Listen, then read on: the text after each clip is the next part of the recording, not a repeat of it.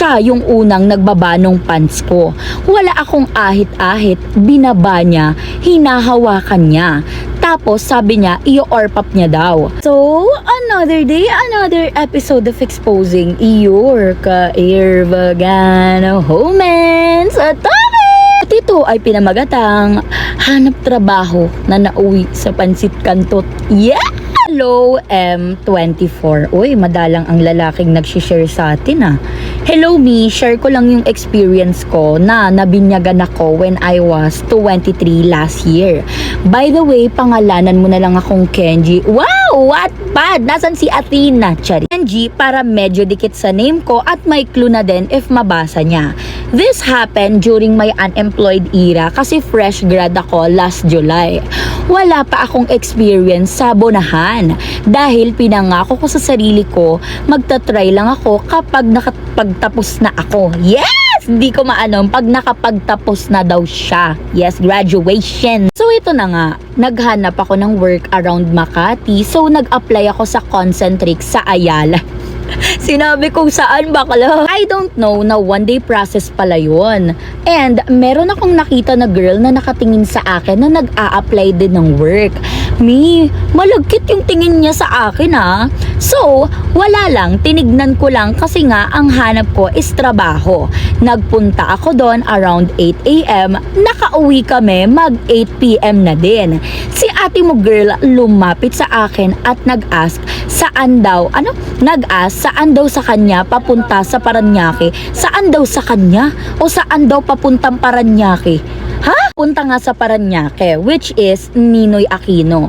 Sabi ko sa kanya, since rush na din, pwede ka mag-book ng Joyride or Move It. So, nag-book na siya. Wala daw siyang mabook. So, nag-ask siya kung saan ako nauwi. Sabi ko, Paranaque rin. Tapos, sabi niya, pwede raw ba siyang sumabay sa akin pa uwi? Sabi ko naman, sure. Since MRT at LRT lang din naman ang sasakyan namin. Tapos mamaya ako na yung sasakyan niya. Walang ganun. Sa MRT, kapit na kapit siya sa akin. I asked her na, first time? Sabi niya, kakauwi niya lang daw sa Manila kasi kakauwi niya lang daw kasi sa Manila, so di niya daw alam yung mga sasakyan. Fast forward na una na akong bumaba, then di ko pala nasabi na kinuha niya yung Facebook ko. Then nung gabi, nag-chat kami, nag-uusap-usap hanggang sa napunta na sa ka-erbuga ng usapan.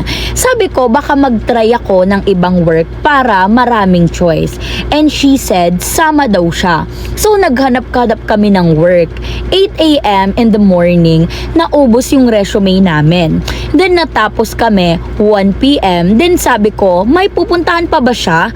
Sabi niya, maaga pa raw. Gusto niya munang tumambay. Ayan tayo, sa mga tambay-tambay na yan. Sabi ko, wala akong alam. Then sumagi sa isip ko na tumambay na lang kami sa Valor ko. Then sabi niya, sige raw. Nung nasa Valor na kami, ilang ako sa kanya.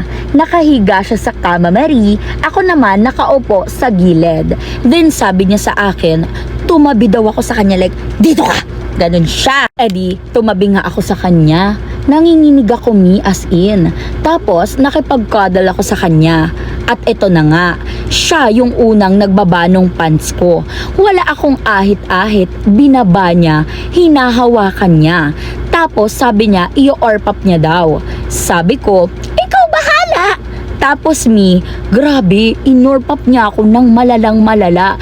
Tapos, kinakain niya pa yung ginaganon niya daw. Tapos, sabi ko sa kanya, bakla, ijujutok ko na sa bibig niya. Sabi niya, sige. Then, natapos kami, bakla, ang tigas pa din, nakatindig pa din yung nota niya. As in. Tapos, siya, piniplay niya lang habang nagbubuk na ako ng ride papunta sa kanila. Ay, nagbubuk na ako ng ride niya papunta sa kanila. Okay, yes, nagkakaintindihan ba tayo? tayo dito. After nung mangyari sa amin, madalas na siyang pumunta sa amin. May attachment issue kasi ako. Sabi ko, ligawan ko na rin siya since nagkakagusto na rin naman ako sa kanya. Inorpap lang no, nagkagusto na ng malupit eh. Tapos, more apply ang paalam niya sa ate niya. Ako din, ang paalam ko din sa parents ko ay ganon. Laging 1 PM natatapos ang paghahanap namin and always diretso sa bahay. One time, gusto ko nang ma-experience na maijosok sa nipay laret niya para masyado na ma-fulfill ang fantasy ko. Bumili ako ng nyondom while buying siya ng makakain namin. Then, di niya alam na bumili ako nun. Ang alam niya lang ay may kinuha ako. Fast forward, nasa Balor na, naglalaps kami ng mga pagkain and then sabi ko sa kanya na bumili ako ng nyondom. Natawa siya pero nag-go din naman. Tapos, after maglaps, ayun na bakla, inorpap niya na yung nota ko tapos ininput, nilagay niya na yung nyondom. Say niya, higa daw ako, 'di ba? At ako bakla, siya ang Pillow Princess. Yeah! Ni, ang lala. Kaya pala magaling umorpap at magaling din jumibabaw. Nagdaan din pala siya sa whole face. 1 year pass na raw yun. Then ako daw yung first na natikman niya here in Manila. Grabe, nung nilagay ko yung nyondom, sabi niya, wag na yan, kaya mo ba? Ang sabi ko, hindi, baka maaksidente pa. By the way, aware siya na first ko siya. Then, siya ang nagjosok ng nota ko sa nipay niya ma. Tapos, nakita ko yung reaction niya na parang nagmoan na medyo nasasaktan. Malaki ang kargada ko ata sa kanya. Pink pa. SKL, sabi niya gano'n. Pink daw. Ay, malaki daw yung kargada. Malaki daw yung nota niya para doon sa girly pop. Then nag-ride siya sa ibabaw ko mi. Sarap malala.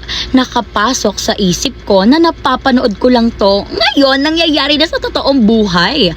Tapos after 5 minutes, nilabasan na ako at ginutok ko sa labas. Malamang nakanyondom eh. Then me, di pa napapagod yung nota ko, nag-isa pa kami. Binira-bira ko siya bakla, iba't ibang posisyones. Hanggang sa nilabasan ulit at pinalunok ko sa kanya. So, ganun lang lagi, paalam namin.